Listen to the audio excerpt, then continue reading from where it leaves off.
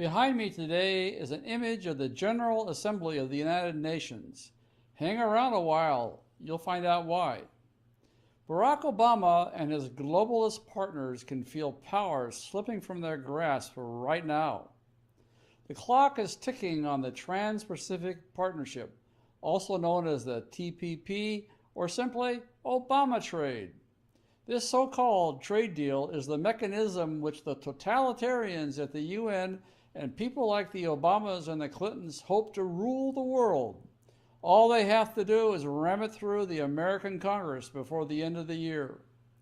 The decision on whether America will continue to be a free and prosperous nation or whether America will fall is now in the hands of patriots who are willing to speak out for our country. It's time for another blistering report from the front lines of the cultural war for a constitutional America. And now, here's your host, Charles Benninghoff. Today, I want to talk to you about Obama's last desperate push to pass Obama trade this year, his last chance. This is where we the people have to draw a line in the sand and say no to this job-killing trade deal. The British people just voted in favor of Brexit, or the British exit from the version of the Trans-Pacific Partnership, otherwise known as the European Union. The British people decided they didn't want an unelected, unaccountable group of European Union thugs deciding their and their nation's fate. Now it's our turn in America. This is our Brexit. We have to convince Congress to vote against Obama trade so we don't go in the same direction as Europe when it comes to unlimited floods of unvetted foreigners from war-torn countries pouring into our shores. This is it, folks. This is the one that counts. Obama is running around Asia this week trying to reassure the other members of the New World Order that he can convince Congress to pass Obama trade. Just by nominating Donald Trump, the American people have completely repudiated Obama and Obama trade. By nominating Trump, the people have trampled on the 5,000-page Obama trade document and said they don't want anything to do with it. Obama is furious about this because he and Hillary Clinton worked in secret for years to create Obama trade, and now they're on the verge of seeing their global government plans collapse right in front of them. The only reason we know about the secret deal that was Obama trade is because Senator Jeff Sessions, a Republican from Alabama, told the American people that Obama trade allows foreign companies to bring in unlimited number of foreign workers into America to replace American workers. Paul Ryan, Barack Obama, and Hillary Clinton don't want you to know about that. Think back to the secrecy that surrounded the Obama trade document a year ago. It was being kept locked in a secret room in the basement of the Capitol, and only members of Congress with high enough security clearance could go to read it. And even they were not allowed to take notes on it, despite the fact it's 5,000 pages long.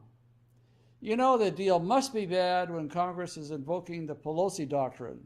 What's the Pelosi Doctrine? Well, it goes like this. You have to pass a bill so you can find out what's in it. The elites are incredibly worried that their house of cards is going to fall down now. Obama gave a press conference in Singapore, and here is an indication of how desperate and angry he is. Obama was asked a question about his decision to start bombing Libya, and instead he talked about Donald Trump for 5 minutes straight.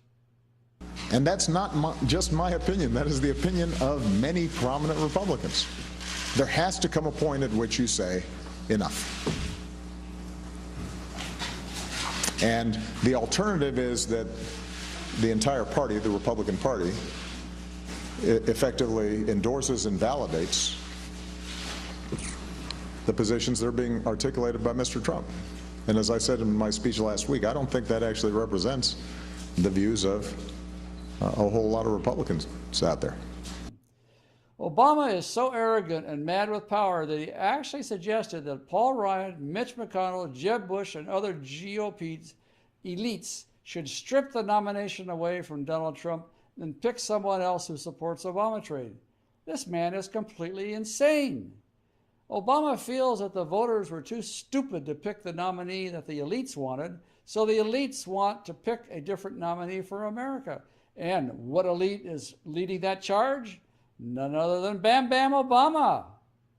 Well, if Obama trade goes down in flames, Obama will never realize his dreams of being king of the entire earth, which is a distinct possibility, because I know he wants to be president, read that Grand Mufti of the United Nations early in 2017. And he's trying to move heaven and earth to get to that position. So publicly, he bashes Donald Trump more than any past president has ever done towards the opposition party, at least in modern recollection. And behind the scenes, Obama is twisting arms and threatening representatives and senators to try to pass Obama trade this year. This is where we have to speak out, America. We got to tell them no. We have to demand that Congress either votes no on Obama trade or refuses to hold a vote at all. The only way we can stop these elitists, the one-worlders, the Obamas, the Ryans, the McConnells, and the Clintons is by speaking out. Stay tuned, because on the next screen you'll find instructions on how to get to our action page and speak out against Obama trade. This is Charles Benninghoff signing off and wishing you freedom, fulfillment, and God's many blessings. Don't let Congress surrender America to Obama and his disastrous trade deal. Fight back. If you're watching this on our action page on our website, use the form to the right of the video screen to select a program. If you're watching on YouTube or Facebook, click the icon appearing now to go to our action page. We can change the course of American history, but only if enough of us join this fight.